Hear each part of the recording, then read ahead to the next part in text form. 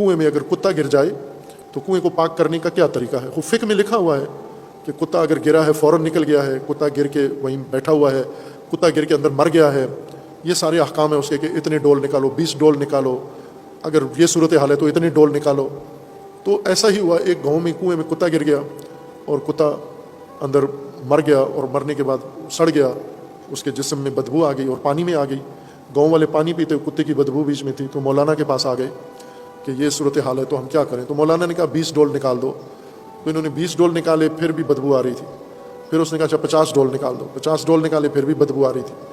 پھر گئے مولانا, بدبو ختم نہیں ہو رہی. اس نے کہا 100 ڈول نکالو. 100 ڈول نکال دیے, پھر بھی بدبو آ رہی ہے.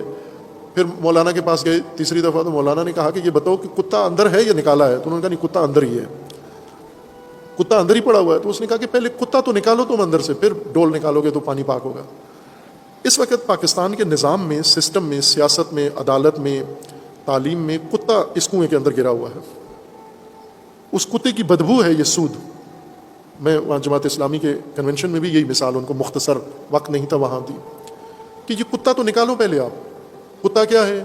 یہی طاغوتی نظام, لبرل نظام, سیکولر نظام, یہ سودی معیشت, سرمایہ داری نظام کا حصہ ہے, ایک جز ہے یہ.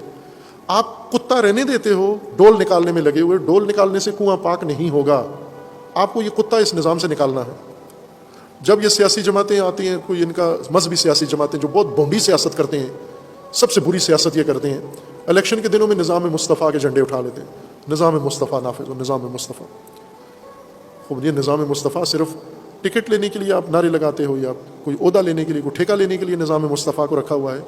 کوئی ایمان نہیں ہے نظام مصطفیٰ پر. اگر ایمان ہے تو سب سے پہلے یہ نظام ختم کرو جو رافض اور نظام مصطفیٰ لے کر آؤ.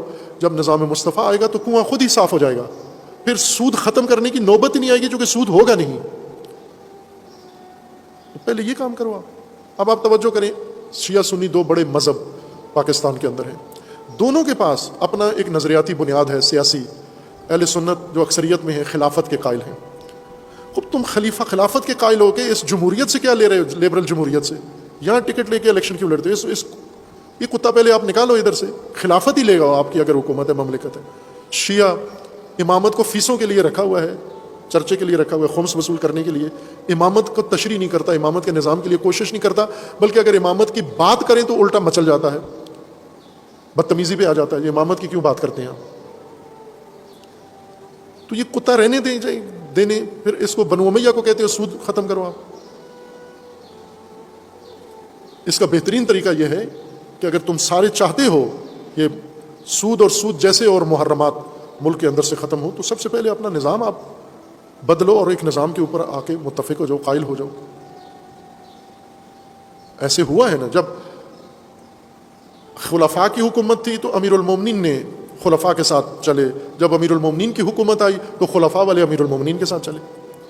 یہ تو جس کو موقع ملے گا دوسرا اس کے ساتھ کرے, تحمل کرے اس کو. یہ تو نمونہ آپ کے پاس موجود ہے, دونوں کے پاس موجود ہے.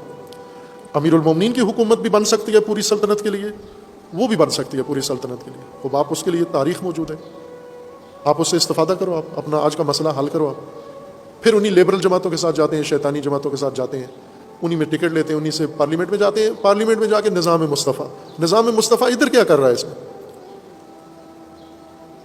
کچھ انسان کو, مثلا اگر کسی کلب میں مجرا ہو رہا ہے, ڈانس ہو رہا ہے, شراب پی جا رہی ہے, اور وہاں پر جا کر یہ کہے جی کہ مصلی دو مجھے, میں نماز پڑھتا ہوں, تو وہاں تو شراب کی بوتل ہے, وہاں پر تو مصلی کدھر مانگ رہا ہے اس کلب کے اندر؟ اس پارلیمنٹ میں بیٹھ کر تو نظام مصطفیٰ کے نعرہ کیوں لگاتا ہے؟ دائیں بائیں تیرے کون ہے؟ علامہ اقبال کے بقول کے دو صد خر گریز از طرز جمہوری غلام پختکاری شو, کہ از مغز دو صد خر کار انسانی نمی آیت. 200 گدے مل کر بھی ایک انسان کی طرح نہیں سوچ سکتے. یہ جمہوریہ 200 خر کو پہلے ختم کرو, پھر اپنا نظام لے کر, اور پھر سود ختم کرنے کی, اور سود نہیں ہر قباحت جو بھی ملک کے اندر ہے اس کو ختم کرنے کی کوشش کرو.